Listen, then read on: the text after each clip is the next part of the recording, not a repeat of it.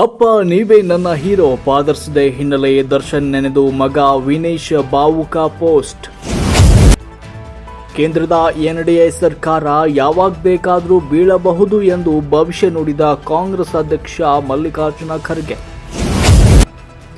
ರೇಣುಕಾಸ್ವಾಮಿ ಕೊಲೆಗೆ big twist. ಹತ್ಯೆಗೂ ಮುನ್ನ ಆರೋಪಿಗಳು ಕೊಟ್ಟಿದ್ರು ಎಲೆಕ್ಟ್ರಿಕ್ ಶಾಕ್. ಲೈಂಗಿಕ ಕಿರುಕುಳ ಹಗರಣ. ಮತ್ತೊಮ್ಮೆ ಪ್ರಜ್ವಲ್ ರೇವಣ್ಣನನ್ನ ವೈದ್ಯಕೀಯ ಪರೀಕ್ಷೆಗೆ ಒಳಪಡಿಸಿದ ಎಸ್ಐಟಿ ತಂಡ. ಪೆಟ್ರೋಲ್ ಡೀಸೆಲ್ ಬೆಲೆ ಏರಿಕೆ ಹಿಂಪಡೆಯುವಂತೆ ಆಗ್ರಹ. ಜೂನ್ 17ರಂದು ಬಿಜೆಪಿಯಿಂದ ರಾಜ್ಯದಾದ್ಯಂತ ಪ್ರತಿಭಟನೆ.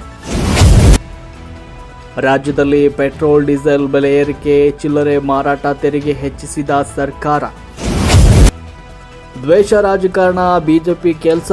ಎಷ್ಟೇ ಸಚಿವ ಸ್ಥಾನ ನೀಡಿದ್ರೂ ದಕ್ಷಿಣ ಭಾರತದ ಜನ ಬಿಜೆಪಿಗೆ ಬೆಂಬಲ ನೀಡಲ್ಲ ಎಂದ ಸಿಎಂ ಸಿದ್ದರಾಮಯ್ಯ. ಮಧ್ಯಪ್ರದೇಶದಲ್ಲಿ ಫ್ರಿಡ್ಜ್ನಲ್ಲಿ ಗೋಮಾಂಸ ಪತ್ತೆ. 11 ಆರೋಪಿಗಳ ಮನೆಗಳನ್ನು ಕೆಡವಿದ ಪೊಲೀಸರು. ಕಾಂಗ್ರೆಸ್ ನಾಯಕರ ವಿರುದ್ಧ ಮಾನನಷ್ಟ ಮೊಕದ್ದಮೆ ಹೂಡಿದ ಪತ್ರಕರ್ತ ರಜತ್ ಶರ್ಮಾ.